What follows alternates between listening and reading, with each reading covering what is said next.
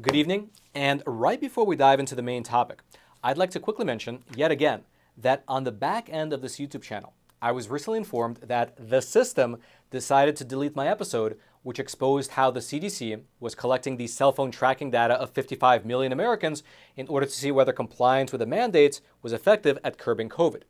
And even though I appealed that decision, well, that went absolutely nowhere. Some 20-year-old with blue hair and a nose ring over in Silicon Valley, they decided that people across the country should not have access to that report, even though that report of mine was based exclusively on documents that we were able to obtain from within the CDC itself. Very cool. And so listen, if you are just as sick and tired of all this censorship as I am on this platform, well, you're in luck, because the Epoch Times has recently extended its awesome sale in subscriptions, just 25 cents a week for the whole year, which, if you do the math, works itself out to just be $1 a month. And so if you've been on the fence about subscribing to the Epoch Times, maybe you go to the website, you're hit with a paywall, you don't like it, but you know 100% that you're fed up with this nonstop censorship on this platform as well as many others, and you're looking for a source of honest news, well, perhaps take this sale as an opportunity to try the Epoch Times out for yourself. I'll throw a link down into the description box below. It'll be right there at the top. You can click on that link and head on over to the sale page where you can try the Epoch Times yourself for just a single $1 a month. I'm sure you'll love it. Now, diving into today's main topic, which I hope doesn't also get censored by the platform, it turns out that the COVID super spreader event over at the CDC headquarters was actually significantly larger than previously reported. Because you see, despite the nonstop messaging that's been coming out of the CDC, every once in a while, there's an event that pops a hole in their well-crafted narrative, with one of the most recent and perhaps most ridiculous examples being the CDC event that was held over by the CDC headquarters, which experienced a massive COVID outbreak, despite the fact that nearly everyone in attendance was vaccinated. But as ridiculous as that was in and of itself, it gets even wilder, because we here at the Epoch Times, we were able to successfully file a Freedom of Information Act request through which we obtained internal documents from within the CDC itself, and they showed something surprising. They showed that, for one, the outbreak was significantly larger than the CDC had previously reported, and that secondly, despite what the CDC said, people were actually hospitalized. They said no one was hospitalized, but that wasn't true. However, in order to explain what's really going on here, let's start at the very beginning. About 3 months ago, there was a conference held for staff members of the CDC over at a hotel in Atlanta, Georgia. It was called the 2023 Annual Epidemic Intelligence Service Conference. And here was how the Washington Post described this conference as well as who was actually in attendance. Quote, "The CDC's Epidemic Intelligence Service officers and alumni, the disease detectives deployed to identify and fight outbreaks, met on April 24th through the 27th at an Atlanta hotel. The conference drew 1,800 in-person attendees, the first in-person Epidemic Intelligence Service gathering in 4 years. Like many conferences, it was crowded, with much face-to-face contact, many events held in small rooms, and lots of socializing. And so, in total, 1,800 CDC staff members wound up going to this event. And the specific staff members who went were exactly the people at the CDC who were part of the Epidemic Intelligence Service. They're the ones who work to get people vaccinated and track down the pathway of spread for COVID-19 and other viruses. They're basically these guys right here who investigate different viral outbreaks across the country. Now, taking a quick glance at the agenda for the event, there were sessions titled Monkeypox, Public Health Surveillance, Vaccine Preventable Diseases, COVID-19 Surveillance and Response, and so on and so forth. So you kind of get a picture of the type of event that this was.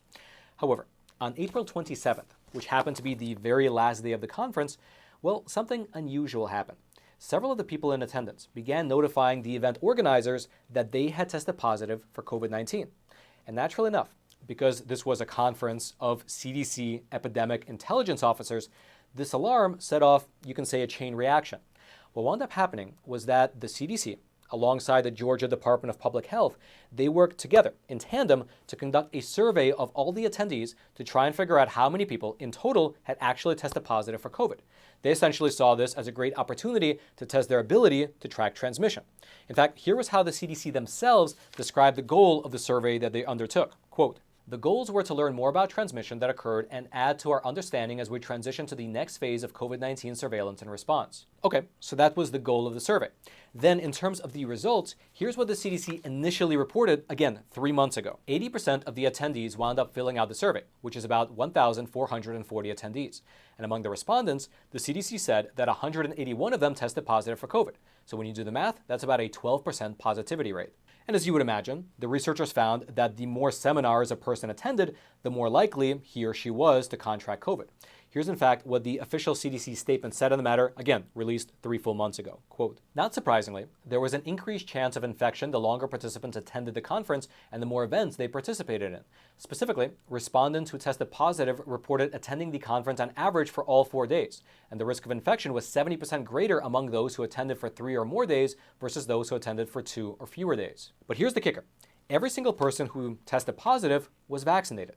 Every single individual who wound up contracting COVID at the CDC event had already received the vaccine, which makes sense given the fact that this was a CDC conference after all, and according to a CDC spokesperson, quote, "Nearly all respondents, 99.4% to the survey, had received at least 1 dose of the COVID-19 vaccine, and there were few unvaccinated attendees in general." Furthermore, even with these initial numbers that were released by the CDC, it was obvious that the number of people who contracted COVID at this event was probably larger than reported, because for some reason, according to this initial report, there were 360 attendees, which is about 20% of all the people at the event, who did not fill out the survey at all.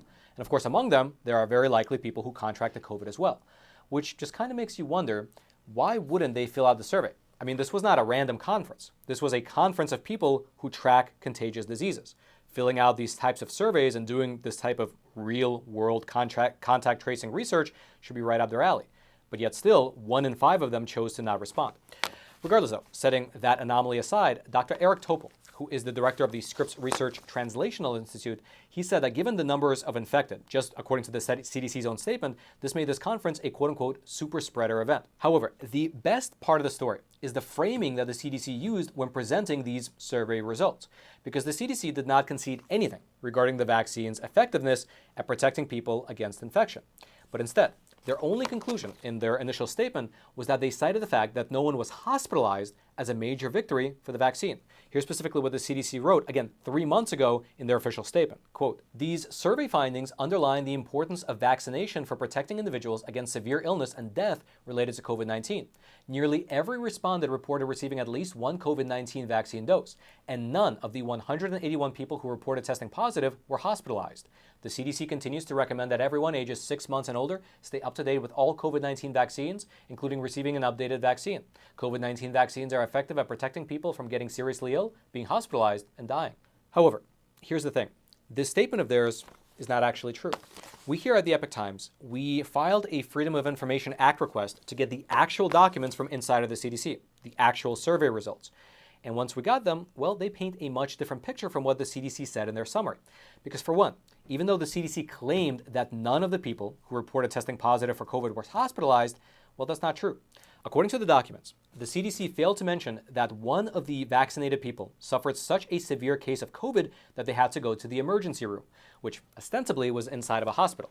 And so the CDC's claim that, quote, "none of the 181 people who reported testing positive were hospitalized," well, that is just not accurate. Furthermore, according to the actual documents, the number of people who said that they had tested positive for COVID was not 181. It was actually 183.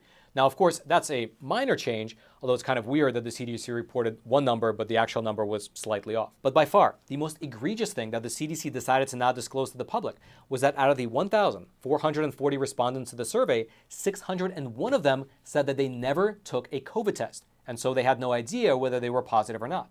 And that makes a huge difference, because if we go back and look at the numbers, according to the CDC's original statement, we get about a 12% positive rate.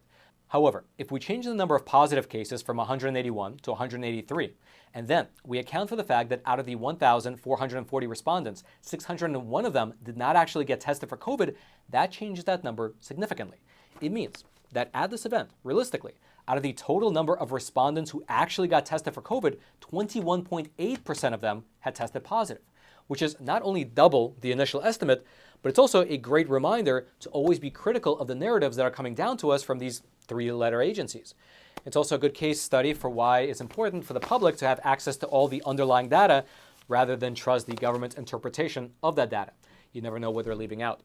Now, we here at the Epoch Times, we of course did reach out to the CDC for comment on why they misreported the number of positive cases, why they failed to mention the hospitalization, and why they failed to mention the fact that over 600 survey respondents never took a COVID test. However, as of right now, the CDC has not gotten back to us with a comment. As soon as they do, I'll let you know right away. Otherwise, if you'd like to go deeper into the story for yourself, I'll throw several links down into the description box below this video for you to peruse at your own leisure, which I'll mention is that description box right below those like and subscribe buttons, both of which I hope you take a quick moment to smash. And then lastly, as I mentioned at the top of the episode as well, if you would like to try the Epoch Times and get unlimited access to everything, all the articles, all the infographics, all the shows, movies, and documentaries over on Epoch TV, basically everything we publish, well, now's a great time with the awesome sale that we're running. I'll throw a link to that sale page down into the description box below this video for you to check out. You can use it and try the Epoch Times, again, for just a single $1 a month. I think you'll love it. Again, that link is right there at the top of the description box below. Hope you check it out. And then until next time, I'm your host, Roman from the Epoch Times. Stay informed, and most importantly, stay free.